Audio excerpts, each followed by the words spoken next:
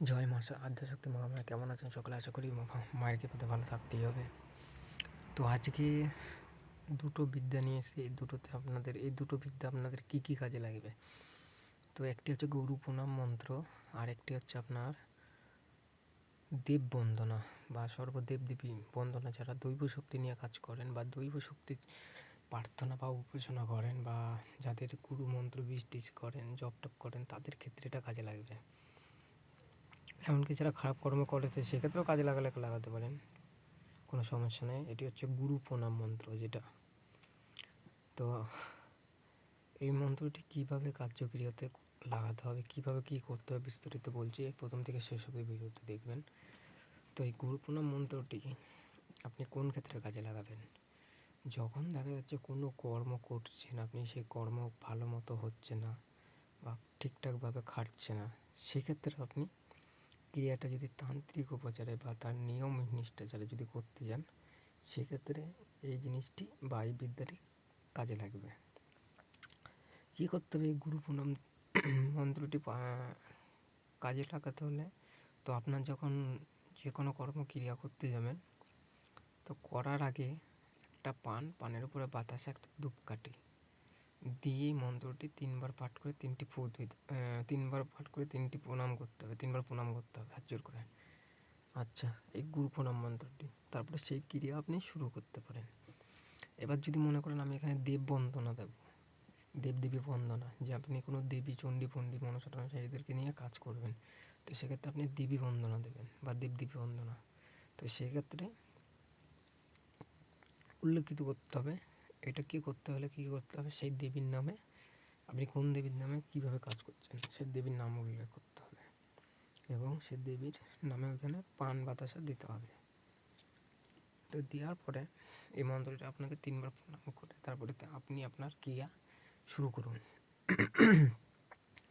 দেখবেন ক্রিয়া কীরকমভাবে কাজ হয়, কোনো কাজ মিস নেই এইসবভাবে যদি সঠিক নিয়মভাবে যদি কাজ করেন।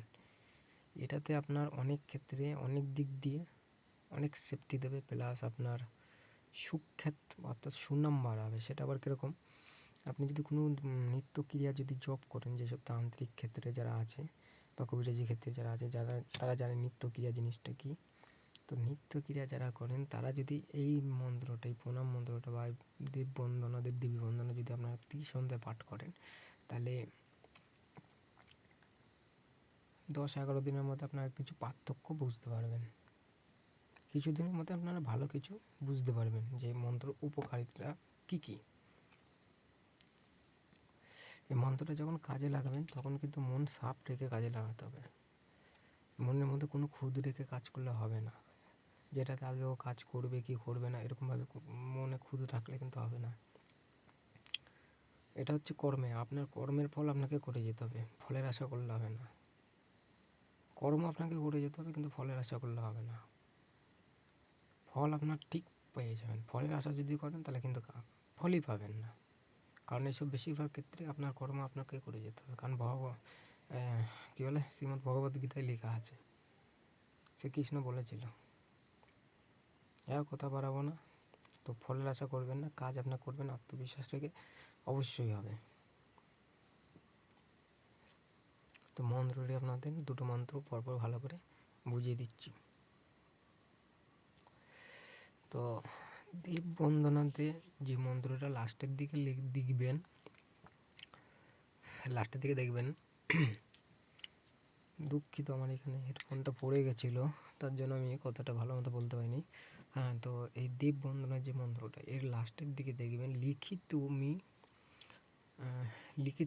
মি এখানে লেখাই আছে, দেখুন লিখিত মি দেখাই যাচ্ছে। তো এই লিখিত মি এই জায়গাটা আপনাকে বলতে হবে যে আপনি কোন দেবীকে কোন কার্যতে লাগাচ্ছেন। আপনি যদি মনে করেন যে সাধারণ কোনো ভূত কালী দক্ষিণা কালীতে কোনো কাজ করাবেন, তো সেক্ষেত্রে মা দক্ষিণা কালী, আমি অমুক কার্য অমুক ক্রিয়া করছি, সহায় হও বা হাজির হও, এরকমভাবে আপনাকে বলতে হবে। তাহলে আপনি কিছু একটা জিনিস বুঝতে পারবেন। যাই হোক, আর কথা বাড়াবো না, মন্ত্রটি আপনাদের ভালো করে দেখিয়ে দিচ্ছি, দেখুন। এটা হচ্ছে গুরু প্রণাম মন্ত্র, স্ক্রিনশট দিতে পারেন। এটা হচ্ছে দেব বন্দনা মন্ত্র, এই যে লাস্টের দিকে বলেছিলাম যে লিখিত আমি মন্ত্রটাকে 108 বার করে পড়ে শীত মুখ মুখ বাক্য, আরে কী বলো ওটাকে, দাঁড়ান এক মিনিট, আমি পান খাচ্ছিলাম তো তাই বলতে পারছিলাম না। তো এটা হচ্ছে মুখ বাক্য, অর্থাৎ বাক্য সিদ্ধ করে নিতে হবে আপনাকে। সে আপনি 108 বার পড়েন বা 51 বার পড়েন, আপনাকে পড়ে নিতে হবে, তারপরে এটি কাজে লাগাবেন। তো যাই হোক, সবাই ভালো থাকবেন। সকলে জয় মাতা শক্তি মহামায়া, সকলের কল্যাণ করো মা।